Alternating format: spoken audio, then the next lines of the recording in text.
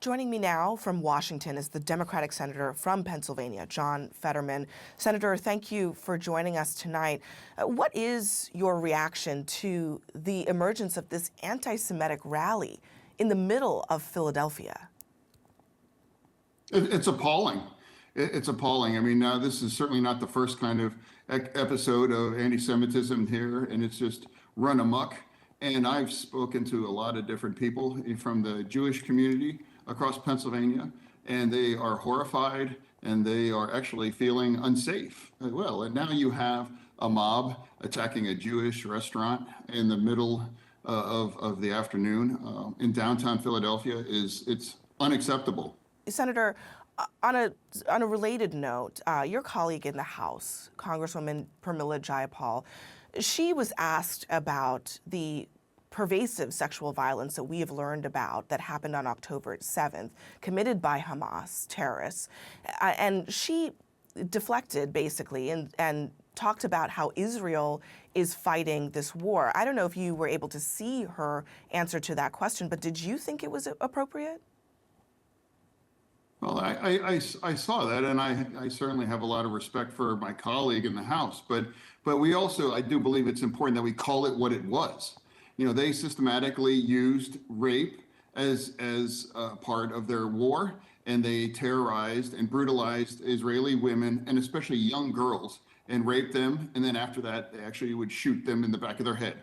And I have a 12-year-old daughter, and those are the kinds of victims, you know, here in October 7th.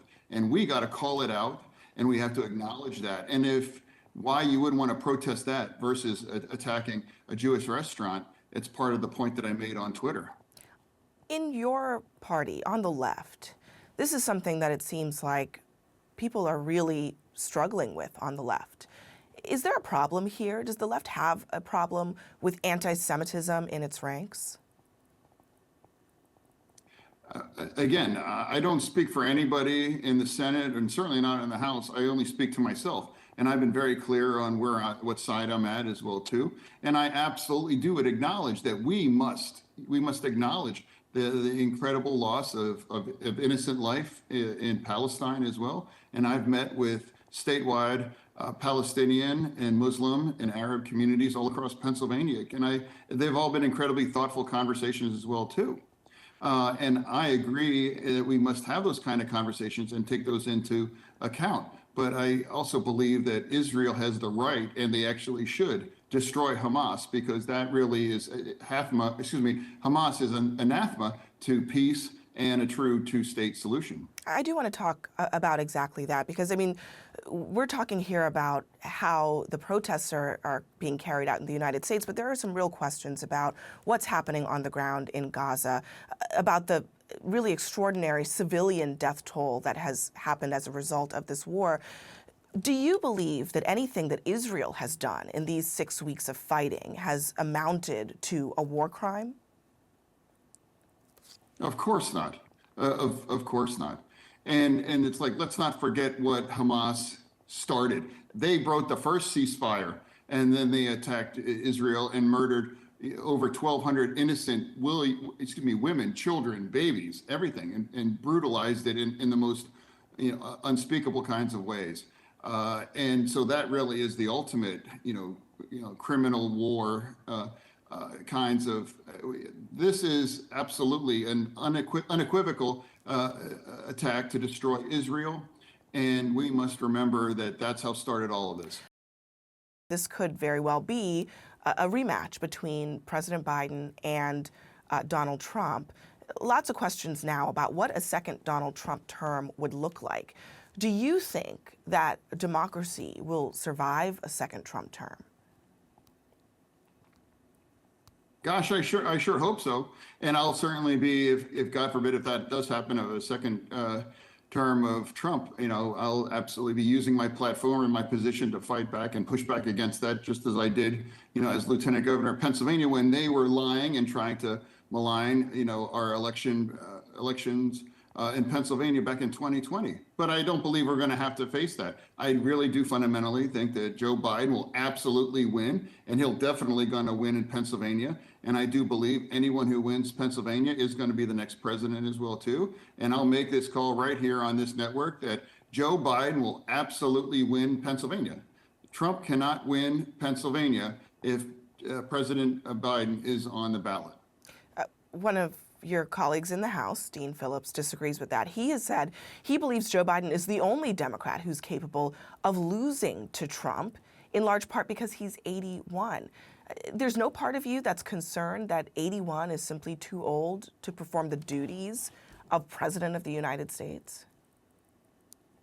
I don't know. I don't know if the gelato guy is really the expert, And, if you're really going to talk about age, I think the president is rounding the bases on 78 and probably what is he, maybe 265, 270, 275 in terms of health pounds.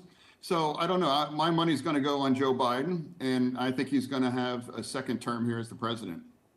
But aren't you concerned by the polls that show other Republicans, if the nominee is not Trump even, beating President Biden? Does that concern you at all? I'm not worried about those polls. Thankfully, the election is almost a year away. The polls right in front of my election said that they called me as losing by 2 or 3 points to Dr. Oz. And we actually beat the brakes off of him by 5 points. So, I don't really put it much into polls, but I do put everything into President Biden. I'm proud of him. He's done an amazing job as president, especially now the way he's handled the situation here in Israel. And I can't imagine what this would be going if Trump was actually the president in this kind of circumstances. And I'm proud to stand with him. And truthfully, I want to add one more other thing. I'll never understand why any Democrats now are saying that or being negative about President Biden. Again, if I don't understand anything other than you want to help Trump win the presidency. And if you're going to say those kind of negative things, just write a check for Donald Trump. It'd just be a lot easier.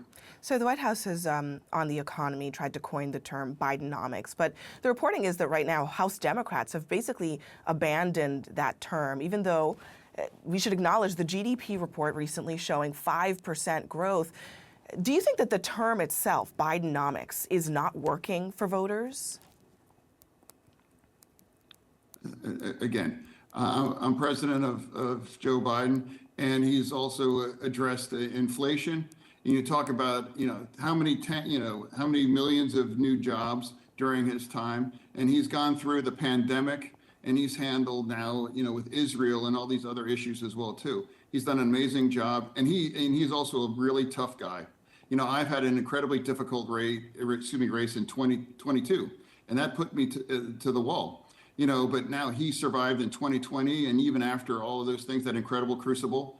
And again, I genuinely admire him, and he is going to win in this. And I'm very proud to stand with him, just as I was very proud to stand with him during my campaign in 22. People were saying, well, he's not popular, you should back away. And I'm like, absolutely not. In Pennsylvania, I'm proud to stand with the president. A final word on this, Senator. House Speaker Mike Johnson has said that Republicans have a duty to bring an impeachment vote to the floor. That would be an impeachment vote against President Biden. What's your response to the Speaker? Oh no, please don't impeach him. Oh my God, that bad man, it's so scary. Oh no. But whatever a weirdo, says about that, it's like, go ahead.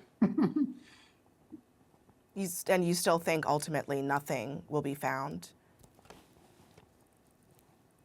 No, I don't. I don't. All right, Senator John Fetterman, thank you very much for joining us on all of that. Thank you.